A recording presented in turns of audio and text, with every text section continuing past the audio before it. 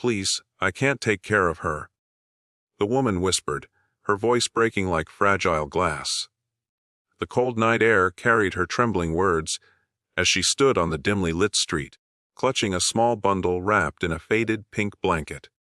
Rain dripped from her hair, mixing with tears on her pale cheeks. In front of her, a man froze, a single dad named Ethan, who had only come out to buy milk for his little daughter. He looked at the baby, then at the woman whose eyes were full of desperation. What she said next would change his life forever. Ethan had been struggling to hold his world together since his wife passed away 2 years ago. His daughter, Lily, was just 5, curious, innocent, and the only reason he still smiled some days. They lived in a small apartment on the outskirts of town, surviving paycheck to paycheck. That night, when he saw the young woman standing under the flickering streetlight, something in her eyes stopped him. It wasn't just pain, it was surrender. "I'm sorry, I didn't mean to scare you," she stammered, tightening her arms around the baby. I have nowhere to go. I haven't eaten in days, and she's hungry." Her voice cracked again. "Please, take her. You seem kind. She deserves a chance." Ethan's heart pounded. "Wet," he said softly. "You can't just." But she interrupted, stepping closer and pressing the tiny bundle into his arms. The baby stirred, whimpering softly. "Her name's Hope," she whispered. "She's only 3 months old. Please, I can't do this anymore."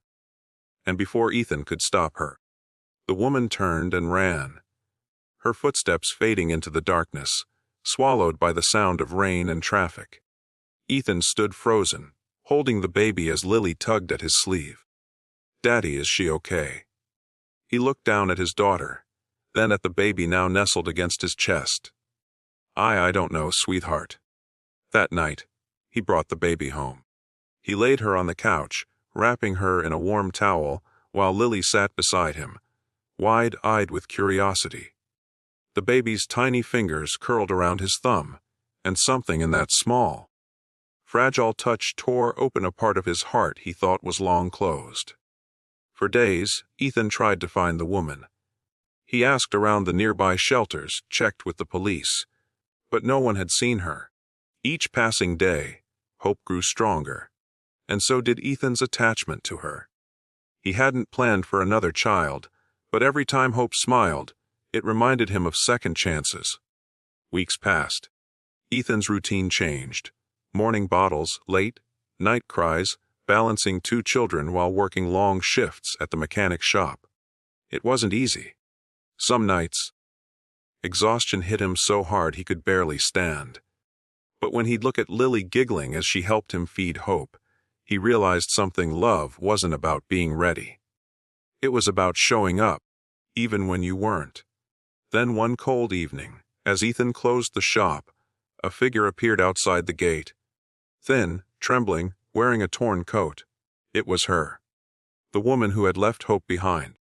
Her name was Mia. Her eyes were hollow, but when they met Ethan's, tears filled them instantly. "I came back," she said in a broken whisper. "I didn't know if I could, but I had to see her." Ethan hesitated, unsure whether to be angry or relieved. "You left her in the rain," he said quietly. "She could have died." "I know." Mia sobbed. "I thought I was doing what was best for her. I was homeless, starving. And," she clutched her chest, "I thought she'd be better off with someone like you." Her words struck something deep in Ethan. He saw the same desperation he'd once felt. When he'd lost his wife, when he'd thought he couldn't go on. He brought her inside, gave her food, and watched as Maya held Hope again for the first time in months. Tears fell freely down her face as Hope smiled, touching her cheek. The room was silent, except for the quiet hum of forgiveness filling the air. Over the next few weeks, Mia stayed with them. She found small jobs, helped care for Hope and Lily, and little by little, Ethan began to see her strength return.